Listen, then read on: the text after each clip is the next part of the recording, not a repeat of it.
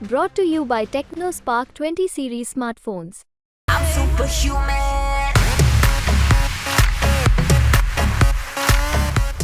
और आज वो हम लोग के बीच नहीं है, इस बात की कल्पना तक करना इतना कठिन है। एक ऐसे व्यक्ति, आज मेरे लिए ये दोहरी क्षति है जहाँ एक तरफ मैंने अपने पिता को कुछ समय पहले खोया और उसके बाद जो अभिभावक की भूमिका में थे, आज उनका नहीं रहना यकीनन एक बहुत बड़ी क्षति।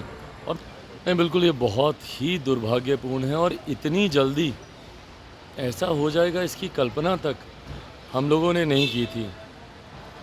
कुछ समय पहले अयोध्या में जब हम थे, जब भगवान श्री राम की प्राण प्रतिष्ठा की गई, उस कार्यक्रम में वो हमारे साथ मौजूद थे। एयरपोर्ट पर लंबी घंटों तक हम लोग की बातचीत हुई, एक साथ हम लोग आए, बहुत पुरानी बातें, पापा के साथ की बातें, बहुत परिवार के साथ थे, बहुत सारी ऐसी बातें हम लोग के बीच हुई। और उस वक्त तक किसी को जानकारी भी नहीं थी कि वो किसी ऐसी बीमारी से वो ग्रस्त है। कुछ समय पूर्व जब ये जानकारी आई, पहले तो उसी पर ही हम लोग को विश्वास नहीं हुआ, और आज वो हम लोग के बीच नहीं है, इस बात की कल्पना तक करना इतना कठिन है। एक ऐसे व्यक्ति जिन्होंने इतना सादगी भरा जीवन उन्होंने हमेशा व्यतीत किया, रहन सहन खान पान पर हमेशा ध्यान देने वाले वो व्यक्ति।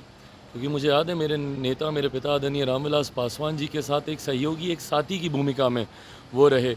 दोनों की एक जोड़ी अक्सर चुनाव प्रचार में एक साथ घूमती हुई हम लोग को देखने को मिलती थी। तो ऐसे में आज मेरे लिए ये दोहरी क्षति है जहाँ एक तरफ मैंने अपने पिता को कुछ समय पहले खोया और उसके बाद जो अभिभावक की भूमिका में थे, आज उनका नहीं रहना यकीनन एक बहुत बड़ी क्षति। और मैं मानता हूँ युवा पीढ़ी, हम जैसे लोगों के लिए ख़ास तौर पर हम लोग के आदर्श के समान वो रहे, एक प्रेरणा स्रोत रहे। आज की तारीख में जितना अध्ययन कर वो अपने विषयों को रखते थे, मुझे नहीं लगता कि कोई और नेता ऐसा है जो इतनी गंभीरता से अपनी जिम्मेदारियों को लेता हो। ना सिर्फ सत्ता पक्ष में जब वो रहे, इवन जब विपक्ष में भी वो रहते थे, जिस गंभीरता से वो तमाम विषयों की जानकारी, उस पर अध्ययन कर रिसर्च कर आप सबके माध्यम से, मीडिया के माध्यम से जनता तक अपनी बातों को पहुंचाने का वो काम करते थे। सत्ता में जब रहे, सरकार की उपलब्धियों को, सरकार के कार्यों को, उसको गंभीरता से रखना। जब विपक्ष में रहे तो विपक्ष की उपलब्धियों, विपक्ष की खामियों को, उनकी कमियों को और पूरे डेटा के साथ, पूरे तथ्यों के साथ वो रखते थे। तो एक ऐसा व्यक्ति जिन्होंने इतना अध्ययन किया, ये हम जैसे युवा पीढ़ी के लिए वो हमेशा आदर्श रहेंगे, प्रेरणा के स्रोत रहेंगे। आज जब वो हम लोग के बीच नहीं है, मैं अपनी तरफ से, अपने परिवार की तरफ से, क्योंकि उनके साथ वो पारिवारिक संबंध हमेशा से रहे हैं, अपनी तरफ से, अपनी परिवार की तरफ से, मेरी पार्टी लोक जनशक्ति पार्टी रामविलास की तरफ से उनको भावभीनी श्रद्धांजलि। परिवार शब्द बहुत कम है, क्योंकि ऐसी दुख की घड़ी से परिवार जल्दी उभर नहीं पाता। मैंने खुद पिता को खोया, मैं समझ सकता हूँ, बट इस घड़ी में परिवार के साथ हम लोग मजबूती से खड़े हैं। तेजस्वी यादव का एक बयान आया है कि जो 14 वाले थे वो 24 में नहीं आएंगे। जो नीतीश कुमार ने बीड़ा उठाया था, लेकिन नीतीश कुमार अब पीछे हट गया है, बीड़ा अब तेजस्वी यादव ने उठाया है। जो 14 वाले हैं उनको 24 में किसी भी कीमत। कौन सत्ता में आता है, नहीं आता है, ये बेड़ा कोई व्यक्ति नहीं उठाता है, ये जनता उठाती है। और बिहार की जनता ने ये तय कर लिया है, तो कोई और कौन होता है रोकने वाला। इस तरीके का बेड़ा ये कई बार उठा चुके हैं। 14 में ये भी तो उठाए थे ना, क्या हर्ष हुआ। 19 में इन्होंने पुनः इसी बेड़ा को उठाया था कि भाई इस बार तो खाता तक नहीं खुलेगा। किसका खाता नहीं खुला? 19 के परिणामों ने दर्शाया ही। तो ऐसे में कोई व्यक्ति जिम्मेदार नहीं होता है। जब चुनाव के परिणाम निर्धारित किए जाते हैं, उसके लिए पूरा राज्य, और ये लोकसभा के चुनाव हैं, पूरा देश इसकी जिम्मेदारी अपने कंधों पर लेता है। और मुझे लगता है देश ने ये मन बना लिया है कि इस बार तीसरी बार प्रधानमंत्री जी को प्रधानमंत्री बनाना है। आज प्रधानमंत्री जी का नामांकन है।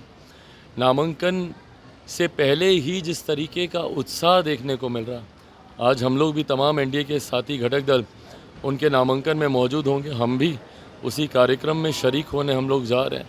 तो ऐसे में उनके नामांकन से और नामांकन से पहले अलग अलग जगहों पे, कल मेरे प्रधानमंत्री हाजीपुर आए थे, हाजीपुर में जिस तरीके का जन सैलाब था, मेरे छोटे भाई और पूर्व उप मुख्यमंत्री तेजस्वी जी ने हाजीपुर में भी ये बात जाकर कही थी ना कि यहाँ से अगर हम लोगों ने हरा दिया तो हमको मुख्यमंत्री बनने से कोई नहीं रोक सकता।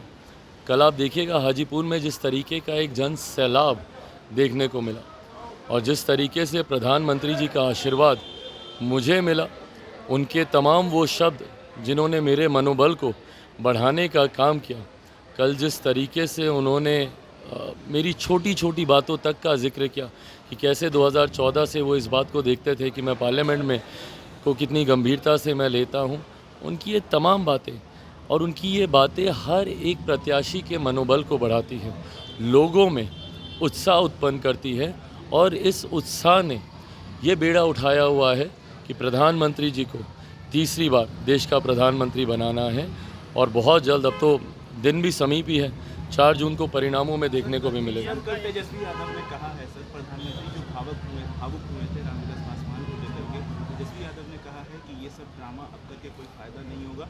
रामविलास पासवान की पार्टी जो आज वजूद में नहीं है उसको पीछे नरेंद्र मोदी ने वजूद उसका खत्म किया है। भाई ये लोग ना राजनीतिक लड़ाई या राजनीतिक द्वेष में इतना ज़्यादा उलझे हुए हैं कि कभी व्यक्तिगत संबंधों को ये लोग समझ ही नहीं पाएंगे। इन लोगों में वो भावना ही नहीं है। अगर व्यक्तिगत संबंध को अगर ये समझते तो इनके सामने जो इनकी माँ समान है, उनको जब गाली दी जा रही थी मेरे परिवार को, तो ये आपत्ति दर्ज कराते। अगर ये व्यक्तिगत रिश्तों को समझते जो इनके परिवार के लोगों ने ज़रूर निभाए हैं, मैं श्रेय ज़रूर दूंगा कि आदरणीय लालू जी ने दलगत राजनीति से उठकर, और मेरे नेता ने भी, आज अगर उनके प्रशंसक हर दल में हैं, क्योंकि दलगत राजनीति से उठकर व्यक्तिगत संबंधों को निभाया गया है, जो कि संभवतः इनकी पीढ़ी में देखने को अभाव मिलता है, इसीलिए समझ नहीं पाएंगे।